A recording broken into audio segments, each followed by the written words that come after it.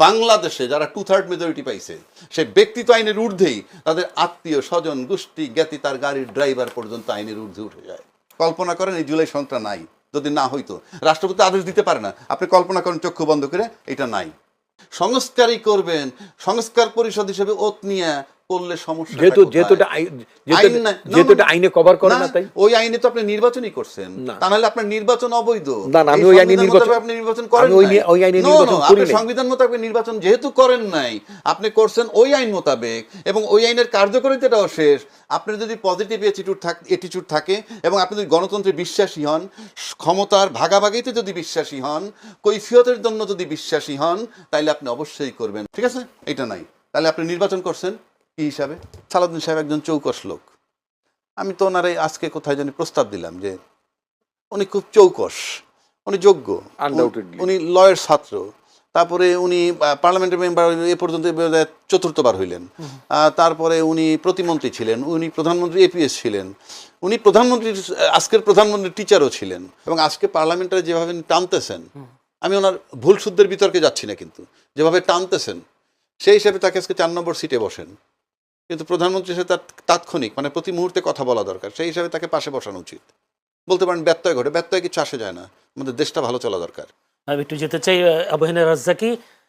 যদি সালাউদ্দিন আহমেদ তিনি সংসদে একটি অনুচ্ছেদ বলেছেন, তিনি সংবিধানের 72 ও 73 অনুচ্ছেদ উল্লেখ করে বলেছেন, রাষ্ট্রপতি প্রধানমন্ত্রীর লিখিত পরামর্শ অনুযায়ী জাতীয় সংসদের অধিবেশন আহ্বান ও ভাষণ প্রদান করেছেন, যা সংবিধান সম্মত।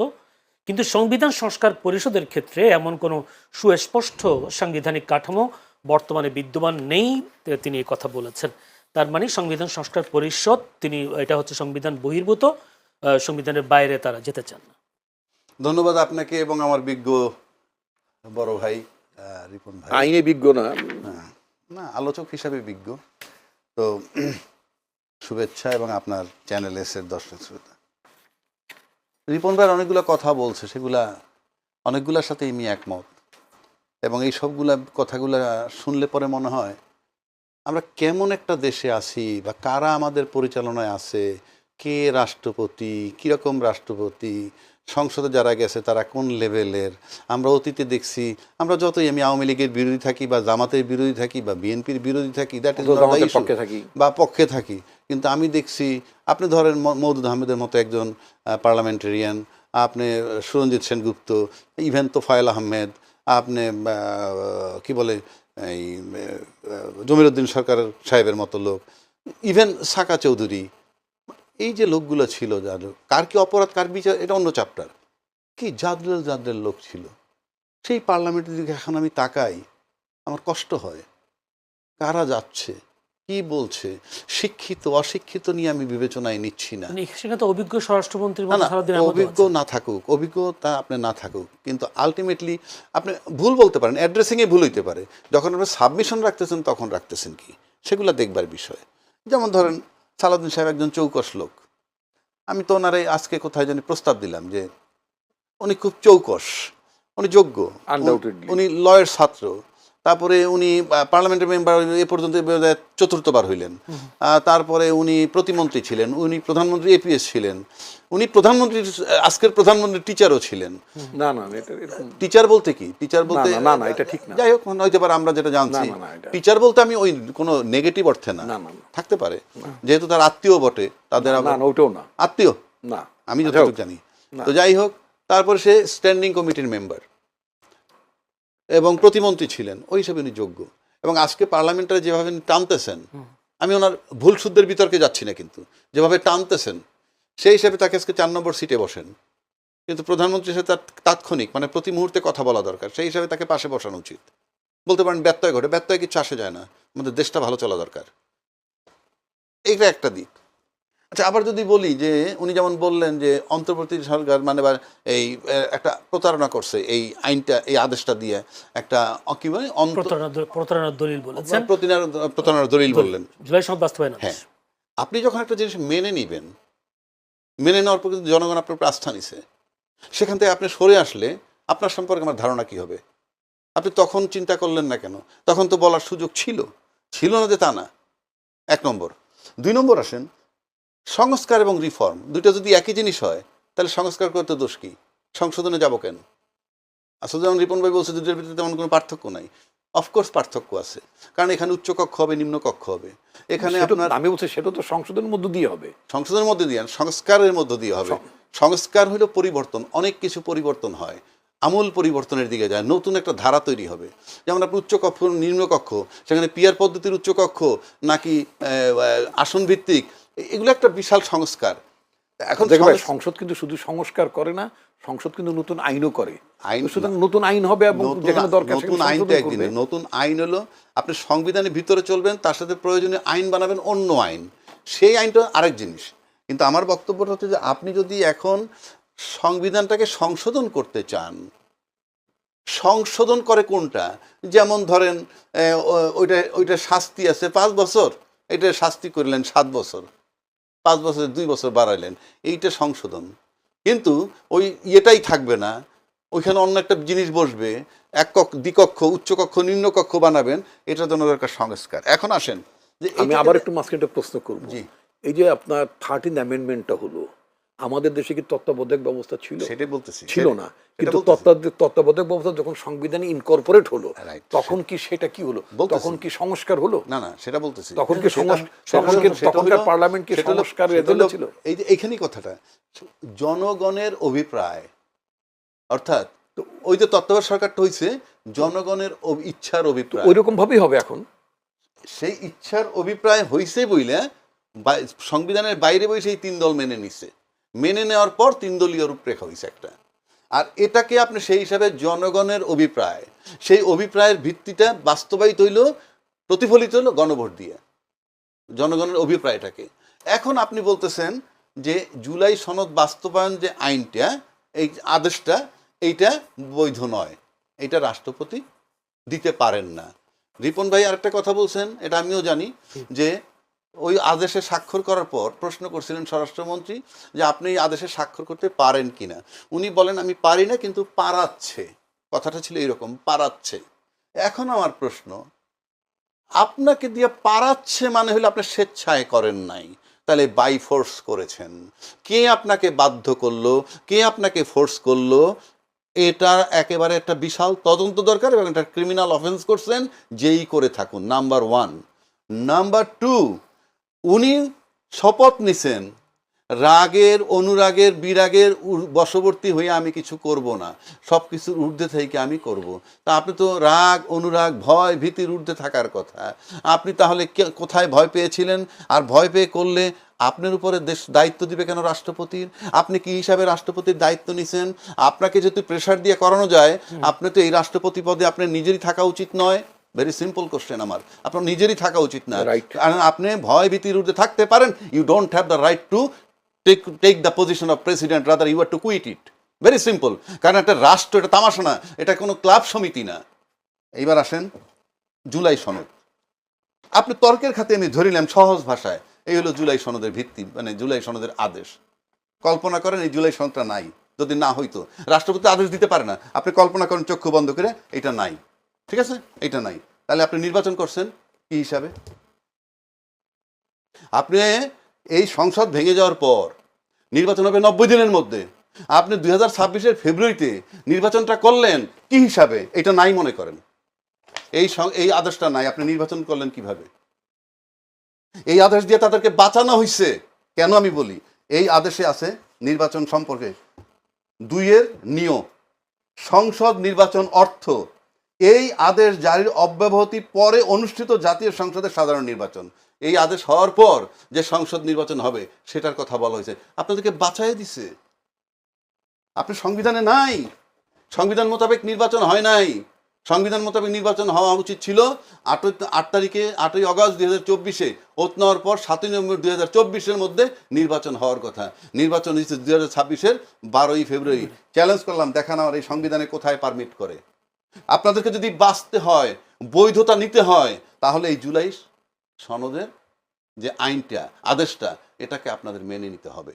সেক্ষেত্রে সংসদ যে সার্বভৌম একটা কথা বলে, ইয়েস, সংসদ তো অবশ্যই সার্বভৌম। এই যে গণভোট হয়েছে, এই গণভোটটাই তো আইন হয়ে যাবে না, এই গণভোটটা তার আইন হয়ে যাবে না, বাট গণভোট হইল জনগণের রিফ্লেকশন, সেইটার আলোকে এইটাকে সংসদে ঢুকাবে। ঢুকে আপনি এটাকে একটা সংস্কারের মাধ্যমে আইনি একটা রূপ দিবেন। যেমন এই সংবিধানের 7 ধারায় বলা হয়েছে জনগণ ক্ষমতার মালিক, কি বলে নাই? এটা আমি বানাই বলতেছি না তো। তা জনগণ যদি মালিক হয়, এখানে লেখা আছে সংবিধানের সাথে প্রজাতন্ত্রের সকল ক্ষমতার মালিক জনগণ, তো জনগণ সিদ্ধান্ত নিছে গণভোটের মাধ্যমে আমি মালিক, আপনারা এক্সিকিউটিভ। মালিকের যে মনোবাসনা, মালিক যেটা চাইছে মালিকরা, সে মেজরিটি, সেটা আপনাদেরকে অ্যালাউ করতে হবে। এখন আপনি সংসদ এই তারপর আসেন পরিষদ, ওত নিতে বলছে 2টা, এটার ভিতরে লেখা আছে আপনি 2টা ওত নেবেন, এবং শেষে সংযোগ করে দেওয়া হয়েছে শপথের ভাষা কি হবে। আপনি জেনে শুনে মেনে আসছেন, এটা তো কিছুই করলেন না। তাহলে এটা আপনি করলেন কি, যে আমি 2/3 মেজরিটি পাওয়ার পর, আমরা যে কাল 55 বছরে যাবত দেখে আসছি, যে দল 2/3 মেজরিটি পেয়ে যায় সেই আইনের ঊর্ধ্বে উঠে যায়। আপনি লিখে রাখেন 100% আইনের ঊর্ধ্বে, 100%। বাংলাদেশে যারা 2/3 মেজরিটি পাইছে, সে ব্যক্তি তো আইনের ঊর্ধ্বেই, তাদের আত্মীয় স্বজন গোষ্ঠী জ্ঞাতি, তার গাড়ির ড্রাইভার পর্যন্ত আইনের ঊর্ধ্বে উঠে যায়। তো সেখানে আপনি কি আশা করবেন? বিএনপি কি সে পথে হাঁটবে কিনা? বিএনপি হাঁটবে কি হাঁটবে না তা জানি না। এইবার আসেন, যদি আমরা যদি এই জুলাই সনদ বাস্তবায়ন করি, কি হবে? এই জুলাই সনদ কালকে বাস্তবায়ন করলে কি মুক্তিযুদ্ধের চেতনা চলে যাবে? আমি নিশ্চিত করে বলছি না। যদি এই জুলাই সনদ আইনি বাস্তবায়ন করা হয়, তাহলে কি রাজাকার জামাত কালকে ক্ষমতা আসবে? কিভাবে আসবে? নির্বাচন করে আসতে হবে। যদি এটা বাস্তবায়ন করা হয়, তাহলে কি কোনো ব্যক্তির ক্ষতি হবে, রাষ্ট্রের ক্ষতি হবে, জনগণের ক্ষতি হবে? নো, বরং গণতান্ত্রিক প্রক্রিয়া মজবুত হবে, গণতন্ত্র মজবুত হবে। যারা ক্ষমতায় থাকবেন তারা 2/3 মেজরিটি পাওয়ার পরেও আনসারেবল থাকবেন। এমনভাবে এটাকে করা হইতেছে, যারা আনসারেবল থাকবেন, ওইটার ঊর্ধ্বে তারা থাকতে চান, আনসারেবল থাকতে চান না। আনসারেবল যেহেতু থাকতে চান না, কৈফিয়তের মধ্যে থাকতে চান না, তার মানে হচ্ছে এই যে আলটিমেটলি এইটা সংশোধন না করার মানেই হচ্ছে, বাস্তবায়ন করার না মানেই হচ্ছে যে আমরা সেই পতিত সরকার যেদিকে হাঁটছে সেদিকেই হাঁটতেছে। এটা অনেকগুলো কারণ হতে পারে, এমন হতে পারে যে শুধু ইগোর কারণে হাঁটতেছে, সেটাও হতে পারে, আমি জানি না ঠিক। বাট এইটা রাষ্ট্রের ক্ষতি হবে, রাষ্ট্রের পররাষ্ট্রনীতিতে ক্ষতি হবে না, কোনো কিছুতে ক্ষতি হবে না, জনগণের ক্ষতি হবে না। ক্ষতি হবে শুধু আপনার কুক্ষিগত পাওয়ারটাকে কুক্ষিগত করতে পারবেন না সেই জায়গায়। যদি চাই আসাদুজ্জামান রিপন, আমরা ভিডিও বেশ ভাইরাল ছিল প্রয়াত বেগম খালেদা জিয়ার। তিনি বলেছেন জনতার ক্ষমতাতে, জনতার সংসদ হলে 72-এর সংবিধান ছুড়ে ফেলা হবে, এরকম একটা কথা বলছেন। কিন্তু বিএনপির পক্ষ থেকে সংবিধানের প্রতি, এবারের এই সংবিধানের প্রতি এত মায়া কেন, এবং প্রশ্ন উঠছে। ধন্যবাদ। তার আগে আপনাকে একটু ব্যাখ্যা দিয়ে নিই। আপনি আমাদের স্বরাষ্ট্রমন্ত্রী সালাউদ্দিন আহমেদের একটা বক্তব্য তুলেছেন, 73 সালের কথা বলেছেন। এটা সত্য যে 72 সাল থেকে যখন গণপরিষদ কার্যকর ছিল, গণপরিষদ ক্রিয়েট করা হলো, গণপরিষদ ক্রিয়েট করার পরে প্রায় 1.5 শতাধিক অর্ডারস, প্রেসিডেন্টের নামে প্রেসিডেন্সিয়াল অর্ডার ছিল 1.5 শতাধিক, যেগুলো পরবর্তীতে আপনার সংবিধানে কিছু ঢুকেছে, কিছু মানে যাচাই বাছাই ইত্যাদি ইত্যাদি প্রয়োজন অনুযায়ী ঢুকেছে। কিন্তু এটা সত্য যে যখন সংবিধান গৃহীত হয়েছে, তারপরে তো শেখ মুজিবুর রহমান অর্থাৎ আওয়ামী লীগের সরকার বা বাকশাল 2 মিলিয়ে আওয়ামী লীগ সরকার কিছুদিন ছিল, বাকশালের সরকার কিছুদিন ছিল 75 সালে। আওয়ামী লীগ এবং বাকশালের সরকার 73 থেকে 75 সাল পর্যন্ত তারা তখনকার প্রেসিডেন্ট একটা আদেশও জারি করেননি। ঠিক আছে? তো সুতরাং সংবিধান কার্যকর থাকা অবস্থায় আদেশ কার্যকর হয় না, আদেশ তখন আইন হয় না। তখন প্রেসিডেন্ট তখন উদ্ধার দিয়ে সো মেনি অ্যামেন্ডমেন্টস তিনি দেবেন, কোনো সময় অর্ডিন্যান্সেস তিনি মানে প্রস্তাব করবেন, অনেক কিছু দিতে পারেন, সেগুলো আবার পার্লামেন্ট সেগুলো এন্ডোর্সড হয়। সব অধ্যাদেশই যে আপনার মানে আইনে পরিণত নট দ্যাট, এটা আমরা অতীতেও জানি। তো এবারও যে সবকটা হবে তাও না। উনি যেটা বলছিলেন যে মানে আইনের ব্যাপারটা, এগুলো রিফর্ম ছাড়া বা জুলাই আদেশ ছাড়া হবে না। ধরুন আমি যদি এভাবে যদি বলি, বিএনপির 31 দফা, এই গণঅভ্যুত্থান আগে তো 31 দফা ঘোষণা হয়েছে, এটা তো সত্য। আচ্ছা, সেই বিএনপির প্রমিসেসের মধ্যে, প্লেজেসের মধ্যে লেখা ছিল জাতীয় সংসদ দ্বিকক্ষ বিশিষ্ট হবে। ধরে নেন যে আপনার একটা 5ই আগস্টের গণঅভ্যুত্থান সংগঠিত হয়নি। BNP had the promise before the nation যে জাতীয় সংসদ দ্বিকক্ষ বিশিষ্ট হবে। বিএনপি একটা বিল আনবে যে আমাদের জাতীয় সংসদের দ্বিকক্ষ বিশিষ্ট হবে। এটা আমি আপনার সাথে অ্যাড করি, ওই 31 দফা যে বিএনপি দিচ্ছে সেটাও বলছে তারা সংসদে গেলে ওই আলোকে সংস্কার করবে। হ্যাঁ, সংশোধন করবে বলে আমি নাই। আমি সেটাই করবো, অসুবিধা কি? সংস্কার না তো আমি সেই সংস্কার সংস্কার করতে হলে হ্যাঁ, আপনার পরিষদ, না সংস্কার নো পরিষদ নো নো লাগবে। সংস্কার করার জন্য পরিষদ লাগবে না। ওই এমপি সাহেবরা যারা আছেন দে ক্যান ডু ইট। এটা পরিষদের নাম দিয়ে হতে হবে, এই আমব্রেলার থাকতে সংবিধান হবে। সংস্কার সংশোধন এক নয় নট ভাই। Not necessarily. এবং বিএনপি যদি বলে যে যেমন প্রধানমন্ত্রী একাধিক ক্রমে অথবা সামগ্রিক মেয়াদে 10 বছরের বেশি দায়িত্ব পালন করবেন না, that is the promise of the BNP. তো বিএনপি এটাকে আইন যখন করতে চাইবে, তো বিএনপিকে একটা সংস্কার পরিষদ করতে হবে, না, একটা দরকার নাই। আমব্রেলা লাগবে। না না না, বিএনপি তো তার গঠনতন্ত্র এই কথাটা ঢুকায় নাই এখনো। এটা ঢুকায় নাই তো। না 31 দফার মধ্যে আমার আছে। না না, যদি গঠনতন্ত্রে ঢুকাইতো দলীয়, তাও তো বুঝতাম না না আমরা না, যে আস্তে দলীয় আস্তে। দলীয় গঠনতন্ত্র না, এটা তো আমার নির্বাচনী ইস্তেহারের মধ্যে আছে। না, যেমন না, ঠিক আছে, আপনি যেমন আমি আসছি, গঠনতন্ত্র তো এগুলো থাকে না। থাকতে তো নো নো বাধা কোথায়? নো নো নো গঠনতন্ত্র থাকবে না? একটা দলের কতদিন একজন আরে ভাই, প্রেসিডেন্ট একটা থাকবে? দলের গঠনতন্ত্রের মধ্যে প্রেসিডেন্ট কি হবে, প্রধানমন্ত্রী কি হবে, এটা দলের No, গঠন। no, no, no no, no যে দুই আমি টার্মের বেশি থাকতে পারবে না। আমি বলছি এটা এটা গঠনতন্ত্রের- দলের গঠনতন্ত্র, কোন পৃথিবীর কোন দলের গঠনতন্ত্রই তা থাকে না। গঠনতন্ত্রে No. থাকলে আর সংসদ আমি তো সংবিধানে লাগে না। লোক কোন দলের গঠনতন্ত্রে প্রধানমন্ত্রীর কি রোল হবে, প্রেসিডেন্টের কি, রোল না তো। কোনটাই থাকে। এগুলো দলনেতা দলের সভাপতি কয় বছর কয়বার থাকতে পারবে, কয়টা? ভাই সেটা তো আমি রাজনীতি করি, আমি তো বলছি এটা থাকে না। আপনার রাজনীতির সাথে না, সম্পর্ক না, এটা না। তাত্ত্বিক আর এটা প্র্যাকটিক্যাল। গঠনতন্ত্র একটা রাজনৈতিক দলের গঠনতন্ত্র রাজনীতি সংশ্লিষ্ট। তো গঠনতন্ত্রে মনে করেন আমারটা মানবো না, আমার গঠনতন্ত্র আমি অনন্তকাল আমি প্রেসিডেন্ট থাকুম, আপনি 2 টার্ম থাকবেন, তো গঠনতন্ত্রে কয়টা লাগবে সংবিধানে? আমার দলের গঠনতন্ত্র অনুযায়ী আমার দল চলবে, আরেকটা দল তার গঠনতন্ত্র তার দল চলবে। এটা এটা এটা এটা সত্য।